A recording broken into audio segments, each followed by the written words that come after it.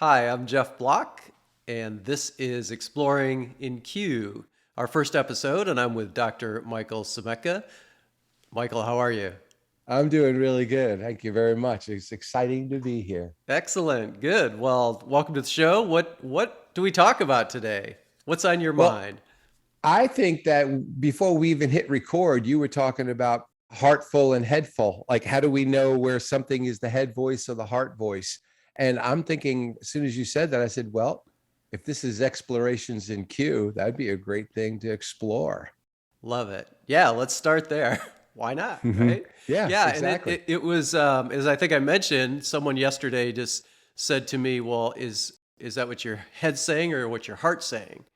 And it hit me for a pause because I recognized, well, first of all, to even kind of think about that, I'm automatically in my head, right? And so the answers, like I was trying to say, okay, and then I got into how do I distinguish between if it's a head thought or a heart thought, and but that's all thought. So then I got caught up there a little bit. And then I started to think, well, if I had time to just stop and get in my meditative state, my mindful present state, get in that space, then maybe I could figure it out, or the words would come flowing out that were really from my inner being, my consciousness, my soul, right? Like I knew I could get there. And then I started thinking more right, in the head of like, well, but in certain, when you're live in the moment, you don't always have the ability to just like, oh, give me 2 minutes while I just go get in the zone. You're in a business meeting, or you're talking with a loved one, or you're in a intense conversation. So that brought up a lot of questions, and then it brought up what is hard. Is that, are you talking about my intuition? Is that the same thing? Are you talking about my instinct? Is that the same thing? And then is that the same thing as consciousness? So brought up a lot of questions that I didn't exactly have a lot of good answers in the moment. So what are your thoughts around this? Well, I think it's a fantastic exploration, to be honest with you. I love it. I think it's perfect for the show. So I'll just throw a bunch of things out, that I do in my own head. But when you were even talking about getting quiet or getting like Zen like or anything, and then is that really moving into your heart or is that moving into your higher mind? Right. And then I was also thinking about, well, what about the left brain versus the right brain? The left brain is very linear, where the right brain is very creative.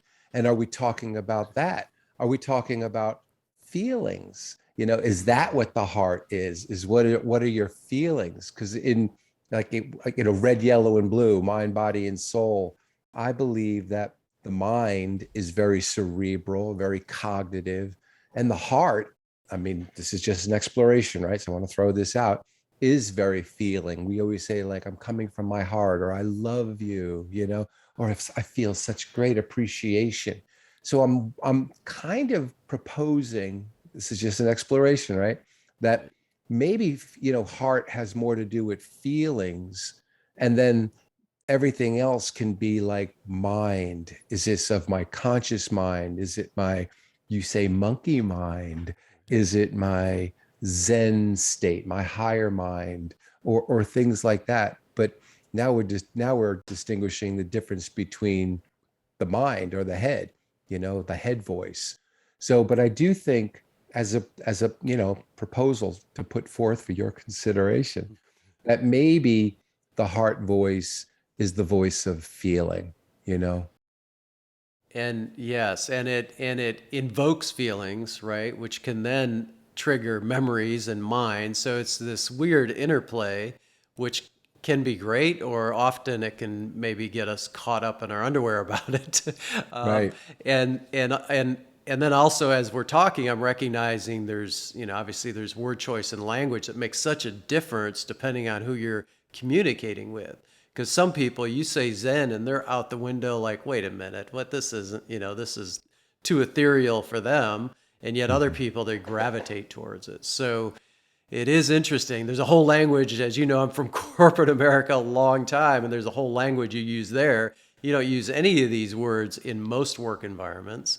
So you have to really You know, It. that audience is, it's what it's what's your instinct saying, what's your gut saying. It's like it's Right. maybe different words, but are they getting at the same thing?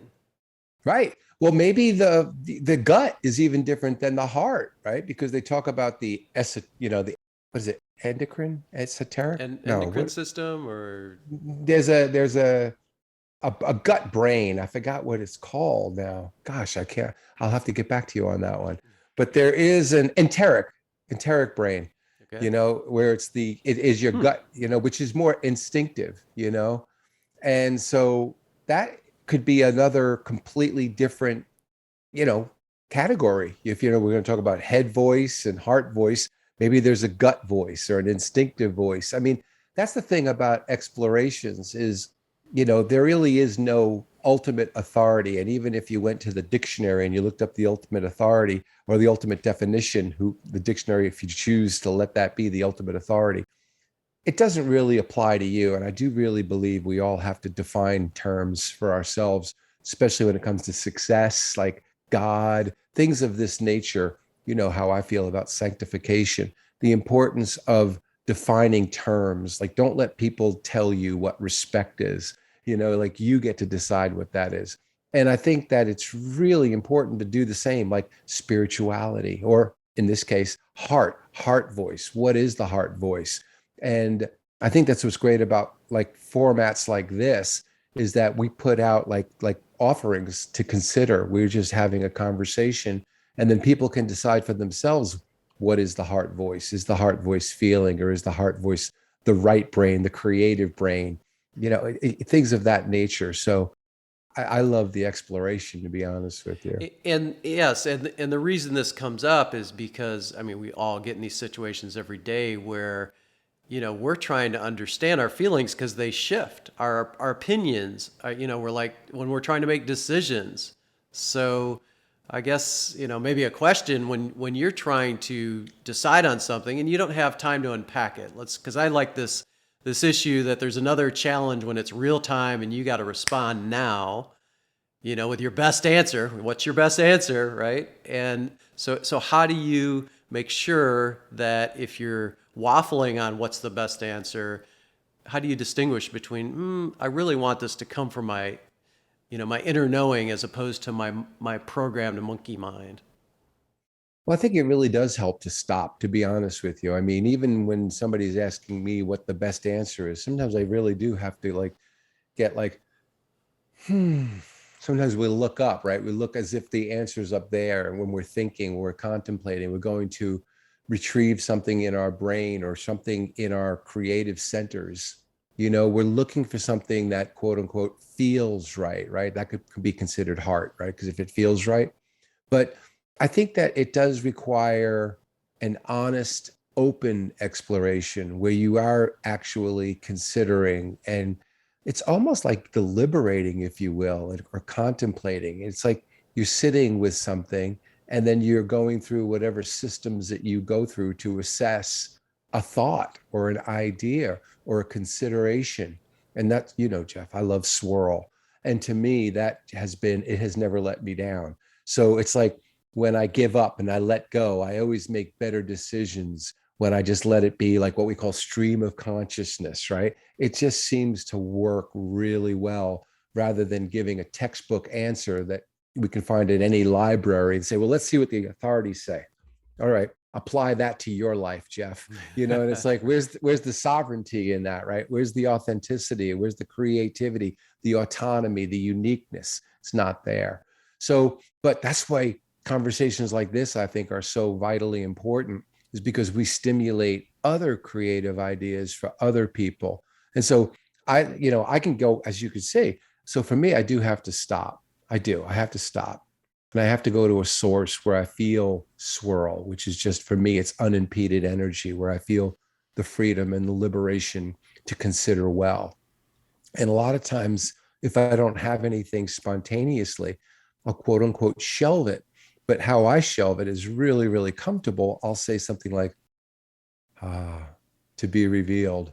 Yeah, we'll keep an eye on this. We're going to breathe around this one and let this answer be revealed. Like almost like we're going to let like ruminate in the background. We're not going to be thinking about it the whole time, but we'll definitely let it have its way with us and let the process have its way with us. And I'll be like, hey, do you mind if I get back to you on that? A great case in point. I had no idea that you and I were going to come up with the name Explorations in Q.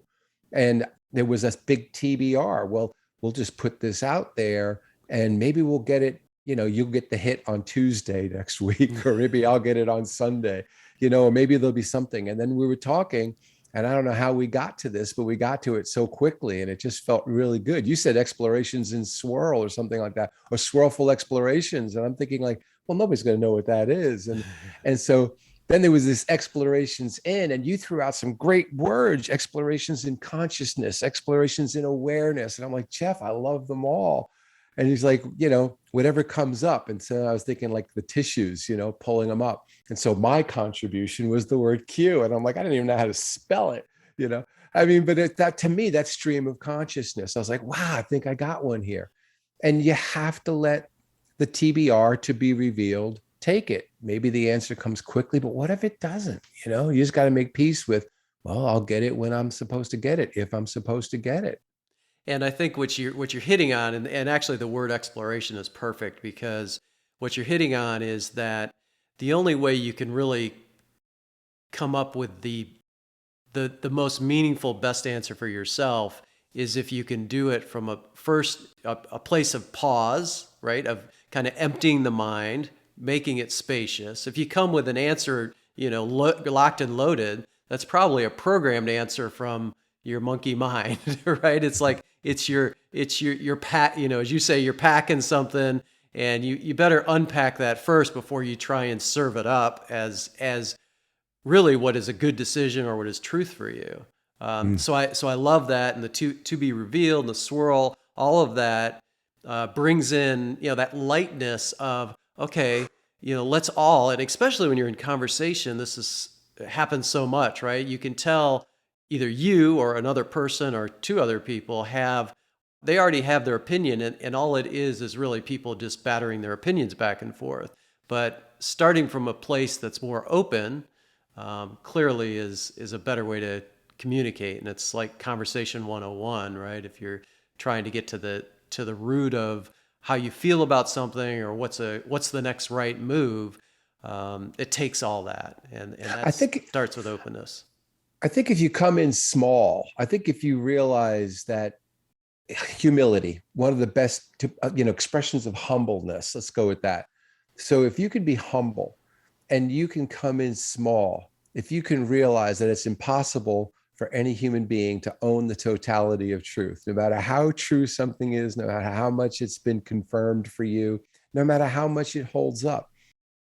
Being humble is to actively concede and admit that you don't know it all, and that whatever you do know, it's remarkably and fantastically incomplete. And I think that is so important, to have light words like that. Well, silly.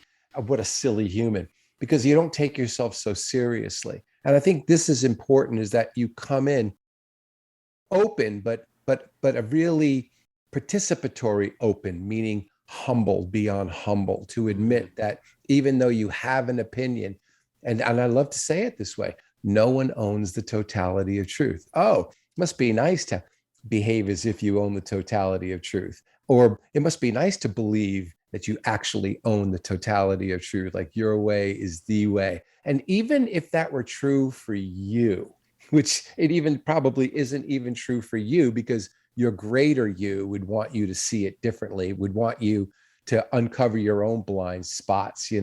I think the humbleness is really the key to openness, just to admit, man, are we silly as humans? And that's a great word, silly, or phrase, silly human, because it really helps us participate well in our humbleness or openness.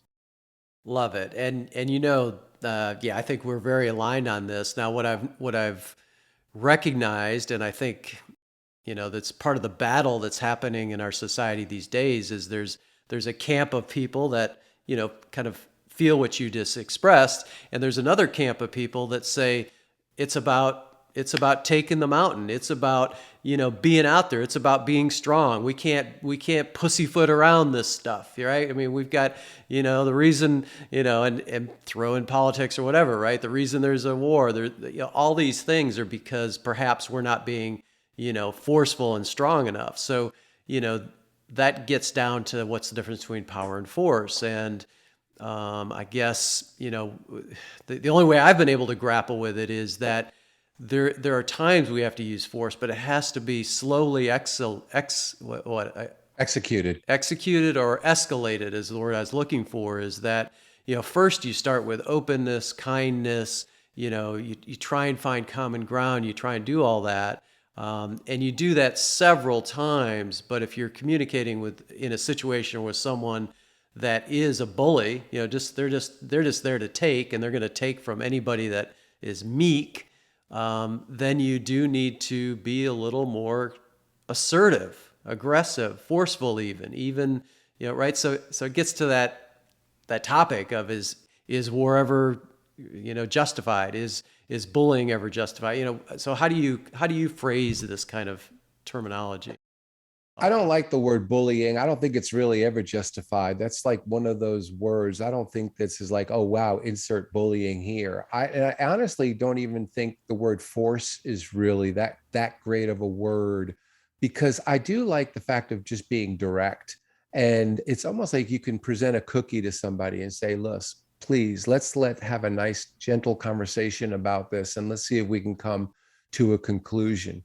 And if somebody says, okay, I'm going to sit down and have a gentle conversation with you, and they're doing something that's easily perceived as bullying or just being overly aggressive, at that point, then that individual becomes unsafe to really have an exploration. And that becomes almost a label on them. And they're going to get the natural consequence of being somebody who's unsafe to relate to. Now, this happens a lot in politics or in business, where money is power, and people who have a lot of money have a lot of power. And so they're used to being able to get their way, and they can be more bullying. But you think about the people that are going to endure that kind of, treatment. I mean, that's an awful individual that will endure that. And then you're going to have an entire culture of that. And so now you're just have a machine, you're just running mechanically. They're not human beings anymore. And so you can't expect to have inspired growth or inspired change when you've created a bunch of robotic minions. So I do think that we all get the natural consequence of our actions and behaviors, and process is far more important than results. If you want to get results, then you got to be really accountable to the process, because if you don't become accountable to the process, then whatever success you have, it's not reproducible. It's like it's always going to exert will. It'll never be organic. You'll never have competence or extraordinary abilities or proficiency leading the way. It's going to be sheer will, and you're going to have to constantly go against the grain and fight and fight and fight.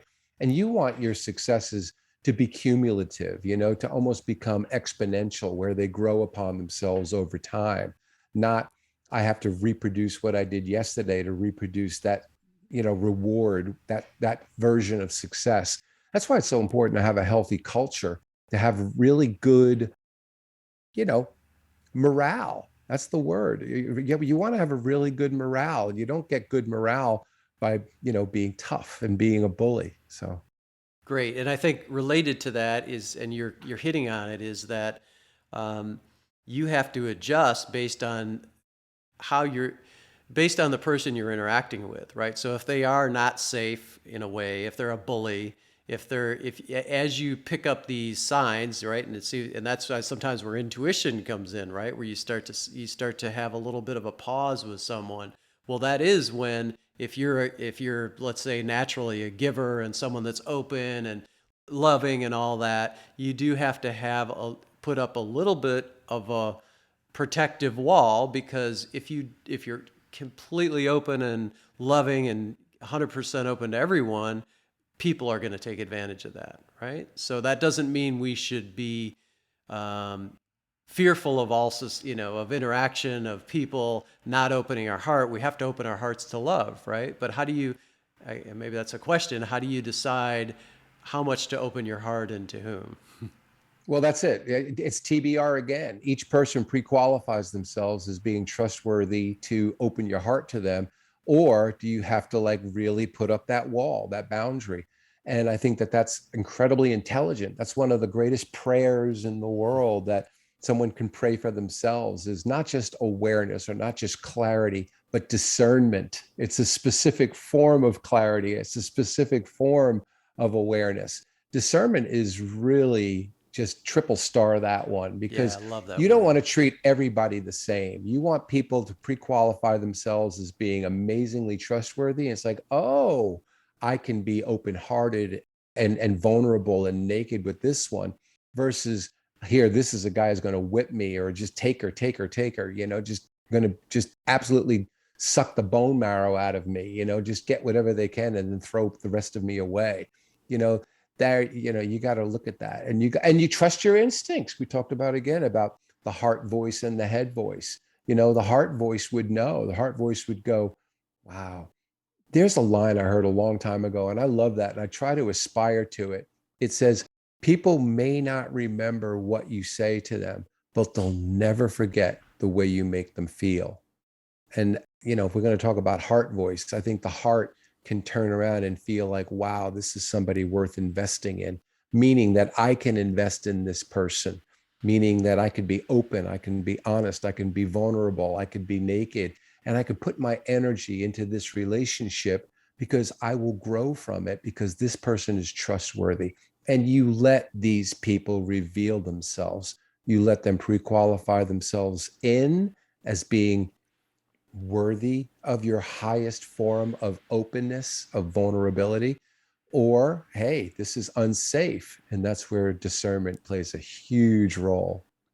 And as you're saying that, what I'm flashing out that I love is, there is so much diversity in this world, right? There are endless people to interact with. So, we can interact with, millions of wonderful human beings, and then there's millions of what you might call the bullies of the world, or the takers, as givers and takers. And so it doesn't, I guess we shouldn't, what is it? We shouldn't hope or try and box our life in where we're only dealing with one type of person, because that also doesn't allow you to grow. Part of our growth and our learning is through interacting with jackasses, let's call That's them it. that, right? I mean, there you go, right? So, Don't you want to be masterful with all types of people, or do you just want to be masterful with the ones that are uberly safe? I mean, think about it. Or that old saying, keep your friends close, but your enemies closer.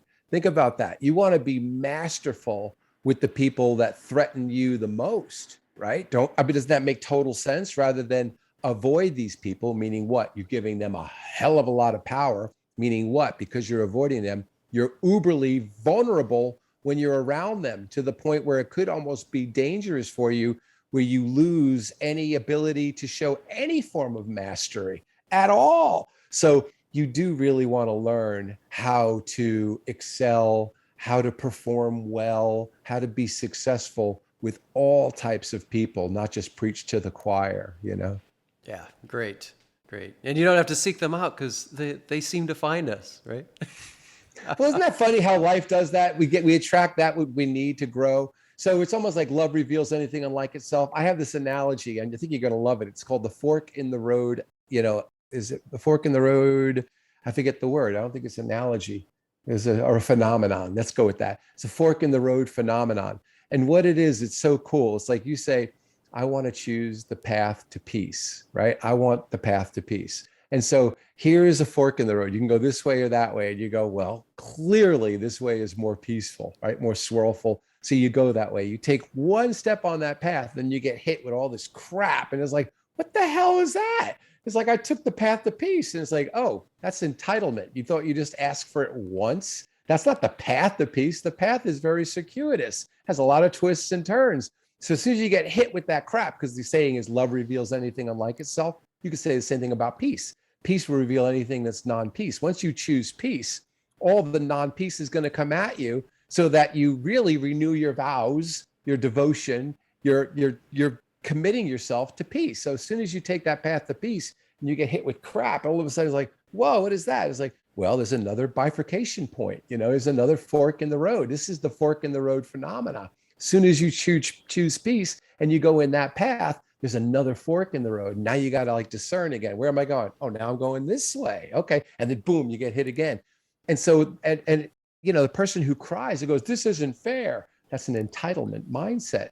But if the person who understands that every time I choose peace, I'm going to get a boatload of non-peace so that I can show that I mean it, that I'm really in it, that I'm not just entitled. I'm not just saying it. I'm going to really take these steps as many times as I need to. And every time you choose the path to peace, what is it? It's an entrainment where you're actually conditioning yourself to staying on the path of peace, and you don't care where it's coming from. That's the key. It can't be like, I'm taking the path to peace and it's on the right. It's like, no, if you're taking the path to peace, TBR. Sometimes it'll be on the right, sometimes it'll be straight, sometimes it'll be on the left, sometimes you have to turn around, And I just think that is such an amazing phenomenon, that when you choose something, you get the opposite. So that, hey, do you really mean it? Do you really, really, really choose this? Because if you're asking for it, you're going to get all this stuff coming at you to see if you mean it. So, and that's what life does. Life brings us exactly what we need to grow. And so a lot of what we're exploring here and talking about is, and for me, it boils down to, I think more people would be happier and live more fulfilled life and live in their greaterness, as you talk about, if they recognize that what we're talking about today does take some investment to understand this, because it is not something that's taught in school. It's not something you're typically going to learn in the workforce. Our society is programming us to be consumers and to feel inadequate so that we want to buy more stuff, right? There's a lot of forces, as you and I have talked about, against us. And so to me, it just makes sense that, as your sovereign individual, you better spend a good chunk of time understanding what's going on inside your head, your heart, your soul, and not take that for granted, right? We spend too much time deciding what kind of car we want to buy or where we want to vacation, or all these things, and having fun is extremely important, and laughter and fun, but we tend to chase things more than I think we do spend time digesting what the topics we're hitting on today. Mm-hmm. And even the people that you would say that to, like, wow, you better pay attention and you better get on it. A certain faction of those, a percentage of them will get on it, probably a smaller percentage than is comfortable for you or me or whatever. But most people will just, will hear you and go, yeah, I get you, and just go back to their life. And so what do? TBR, right? You let people pre-qualify themselves as those who are here to accept your cookie, accept your offering, and then also with the same amount of love and respect, accept those who say thank you, but no thank you with their actions. And that's really important, because if it's not in there to do this, like you talk about being programmed, our DNA is a programming. We're made very special. We have what is necessary for our path inside of us, each of our sovereign individuals. So you just want to make peace with the fact that some people will heed this offering and accept it, and other people will just, like I said, it'll just, and just be okay with that, and see the wisdom in that, and give yourself permission to, and I like the word elegant, that it's elegant. See its elegance. I'm with you, and it's fine that it goes over their head, but when they when they almost laugh at it, or are cynical about it, that sometimes gets my goat, right? It's like, oh, come on, at least fine if you don't want the cookie, as you say, but don't throw it back at me and laugh that I eat cookies. And by the way, I do. But what if that's the integrity of their process and where they are? It's almost like, I love the analogy of, like, are you going to get mad at a kindergartner for not being able to do long division? I mean, it's almost as if, they're soul age. I love that terminology. It gives me great peace. Some people are old souls, some people aren't. And if they're young souls and you see them snicker, it's almost like, if you're so quote unquote enlightened, how does a kindergartner challenge you? I mean, somebody who's like Forrest Gump, you know what I'm saying? Like, what is it about? Maybe you're like exposing the flaws in your enlightenment. Maybe you're not such an old soul after all. If a kindergartner is triggering you, maybe you better go like look at some of the work that you think you've done and revisit some of these steps. Maybe you're not as far along as you think. Very possible. Yeah. Yeah. Well, I love it. And I mentioned to you earlier this morning, I feel like it helps ground me to have some simple phrases, things to bring me back when you're feeling lost throughout the day, right? So, what I'm keying on now, in this period of my life is kind of three things. It's love, laughter, and learning, right? And I almost want to use that as the backboard of anything that I'm spending in investing time in, right? Time is precious, time and money.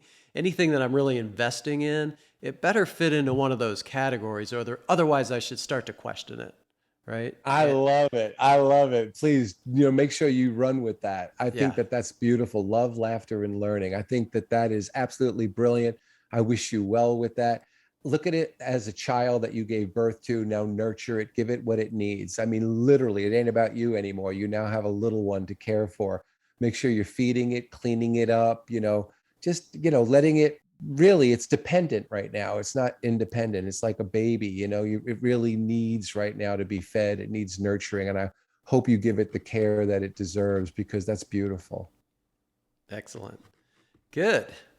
Well, what else do you want to unpack today or explore? Anything Oh, I think come this was find? great. I think honestly, I think that, it's more about quality, not quantity. And I Sure. thought the quality was great. I think that this is a great place to wrap it up if you're comfortable. Great. Well, thank you very much for joining me today, Dr. Michael, and Dr. Michael at Living Well Education, right? Yep, that's me. In Marietta, Georgia, right? Well, my office is in Roswell, but Roswell. you can get me on the phone too. I mean, I'm easy to get, you'll find me. I'm Excellent. I'm easy to track down. Jeff, I enjoyed it. Thank you, man, for Thank everything. you.